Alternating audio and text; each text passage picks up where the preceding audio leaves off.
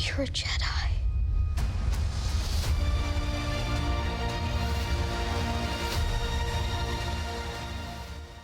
Bonjour à tous, et je vous retrouve aujourd'hui pour vous parler de mon ressenti au sujet de Skeleton Crew, la dernière série Star Wars en date.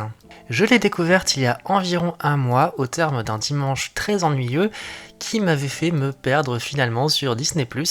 Las et fatigué, j'ai aperçu la vignette de Skeleton Crew, que tout le monde boudait à cette époque, et encore aujourd'hui, mais je me suis dit, allez, pourquoi pas. Sceptique d'abord, j'ai finalement été très vite embarqué dans le concept et j'ai fini par dévorer toute la série dans la soirée. Ce fut le meilleur moment de cette journée, et ceci pas seulement du fait de mon ennui précédent. Skeleton Crew m'est resté en tête encore des jours après et jusqu'à aujourd'hui. Et ça, je pense que c'est la marque d'une série faite avec le cœur. Car oui, je pense que ce projet, à sa façon, a été fait avec autant de cœur qu'une Andor par exemple. D'une manière très différente certes, mais les intentions étaient tout aussi pures. Là où Andor faisait le parti pris d'illustrer Star Wars dans un écrin réaliste et bétonné, pour mieux nous faire sentir l'omniprésence de l'Empire et l'absence de magie, Skeleton Crew s'emploie elle à faire revivre la magie de Star Wars qui nous animait lorsqu'on était enfant. Celle-là même par exemple dont je parlais en conclusion de ma vidéo sur le jeu Lego Star Wars, la saga Skywalker. Ici, le parti pris enfantin est assumé de bout en bout, sans pourtant laisser de côté les fans de mon âge. Cette série faisant appel à la mémoire de nos jeunes années, de nos matins de Noël avec les cadeaux de Star Wars au pied du sapin, ou encore des veilles de rentrée scolaire où l'on noyait notre angoisse en regardant un épisode de la trilogie originale avant d'aller dormir. C'est tout cela Skeleton Crew. Alors, est-ce que j'ai envie que tout Star Wars soit aussi enfantin que cette série ? Ou par extension tout aussi brut de décoffrage qu'Andor ? Non, bien sûr que non. Ce que j'aimerais surtout, c'est que les films numérotés soient traités avec respect et sérieux, mais pour ça c'est trop tard. Car c'est là où Disney s'est complètement planté. Ils ont cru pouvoir utiliser la saga Skywalker pour faire des tests sans trop réfléchir à l'aveugle, et c'est comme ça que nous nous sommes retrouvés avec de l'humour débile, comme le vaisseau fait à repasser, ou la ridiculisation de Hux, pourtant très bien parti, mais aussi avec des thématiques trop sombres ou mal exploitées, comme faire de Luke un quasi-tueur d'enfants, comme ça, sorti de nulle part. Il est décidément incompréhensible que Disney se soit permis de faire n'importe quoi avec les épisodes 7, 8 et 9, alors qu'ils avaient l'outil parfait pour s'amuser avec l'univers sans endommager l'œuvre originale. Les séries télé. Elles étaient l'élu, c'était elles. Elles étaient censées rétablir l'équilibre dans la saga Star Wars, pas la condamner à la nuit. Plutôt que de servir de rustine pour colmater les brèches laissées par la saga Skywalker, il aurait fallu que les séries servent à s'amuser avec l'univers et à en explorer toutes les facettes, quitte là, oui pour le coup, à faire preuve de cette fameuse audace dont on nous rabâche les oreilles depuis l'épisode 8. C'est ce à quoi nous avons eu droit avec Andor par exemple. Alors bien sûr, tout Star Wars ne peut pas être aussi dépressif et réaliste à ce point, mais voilà, nous avons eu cette petite bulle, cette petite parenthèse, connectée au reste sur le fond, mais formellement à part, qui aborde des thématiques fortes comme la structure de l'Empire, la vie des simples citoyens de la galaxie sous le règne du mal, l'absence totale des Jedi, de magie, la réalité brute de la rébellion vécue de l'intérieur, à hauteur d'hommes et de femmes, proches de nous.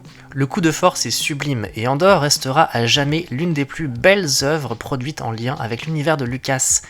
Mais voilà, elle le fait dans son coin, sans entacher l'esprit de la trame maîtresse de Star Wars. Et puis, à côté de ça, eh bien, nous avons Skeleton Crew. Ici, l'ambiance est totalement inverse. Ici, on essaie justement de nous faire rêver à nouveau, avec cette joyeuse bande d'enfants innocents et cette ambiance la Spielberg. Et s'il était complètement absurde d'insuffler ce souffle enfantin à des personnages comme Rey, Finn ou Poe dans la saga principale, au point de faire passer les films pour des espèces de grosses farces adolescentes, ce parti pris prend tout son sens dans Skeleton Crew. Il se justifie parfaitement, et encore une fois, sans entacher le reste. Et au-delà de ça, l'histoire elle tient la route. La série a été très très mal vendue, avec notamment ce trailer immonde surligné de musique contemporaine, dans le style des insupportables Gardiens de la Galaxie, mais aussi avec ses nombreux plans sur la ville de départ, beaucoup trop terrienne et qui ont fait fuir beaucoup de gens. Et pourtant, arrivé en fin de visionnage, ça fait sens.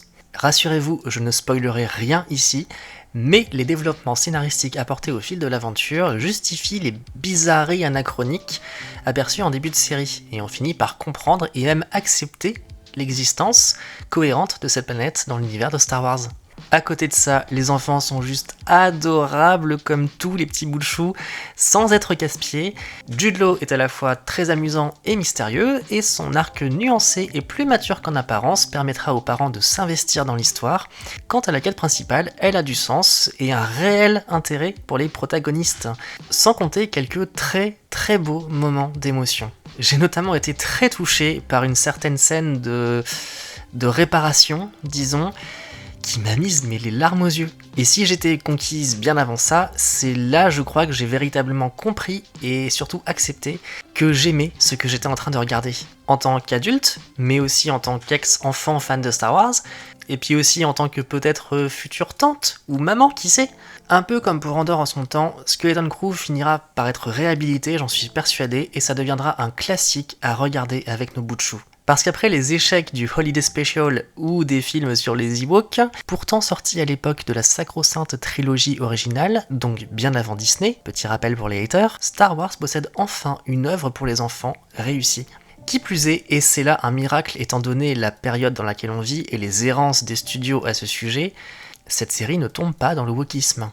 On pourrait chipoter sur la représentation des parents, moi la première, à croire qu'il est désormais prohibé de montrer un père et une mère, point, mais en faisant un effort, en calmant ses ardeurs, il faut bien reconnaître que l'importance des parents est très secondaire dans l'histoire, ce sont les enfants qui comptent. Et ces enfants sont de vrais enfants.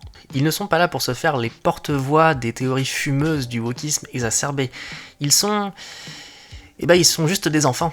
Garçons ou filles, ils ont leurs forces et leurs faiblesses, ils ont leurs doutes, ils ne réussissent pas tout, ils font des bourdes d'enfants. Mais plus que tout, et c'est là le plus bel enseignement de cette série, pour les adultes et pour nos petits devant l'écran, dans Skeleton Crew, il n'est jamais dit que les héros sont géniaux juste parce qu'ils sont des garçons, des filles, des cyborgs, des aliens, bref, des tokens de diversité et blablabla, vous connaissez.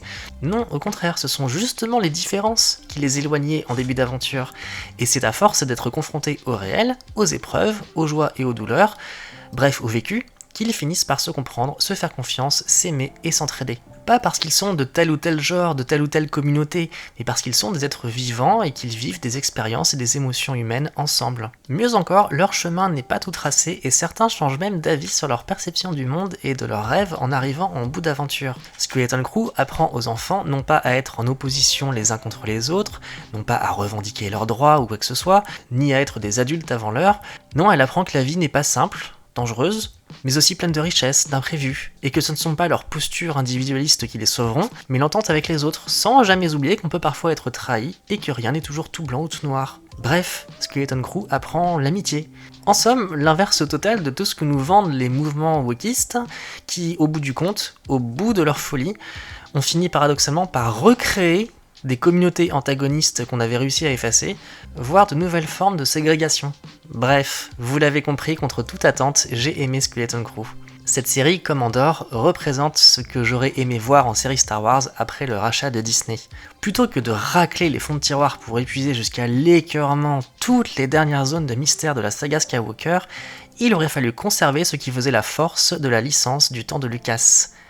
La rareté. Garder le ton de Lucas pour les films numérotés et s'amuser avec l'univers pour le format télé. Nous avons eu l'ultra-réalisme avec Andor, nous avons le conte de fées avec Skeleton Crew, tout comme nous aurions pu avoir l'épouvante, pourquoi pas même le slasher, avec une série reprenant les codes de l'horreur. A l'inverse, et là je vais en faire bondir certains, notamment mon vieux camarade Hermélion, si d'aventure il passe sur cette vidéo, comme il bondissait déjà lorsque je lui en parlais il y a 10 ans, mais nous aurions pu avoir une sitcom Star Wars, pas avec des blagues anachroniques et purement terriennes sur l'univers, comprenons-nous bien, mais avec des blagues et des interactions liées à l'univers de Star Wars, ses codes moraux, vestimentaires, sexuels, alimentaires, sociaux, économiques, etc.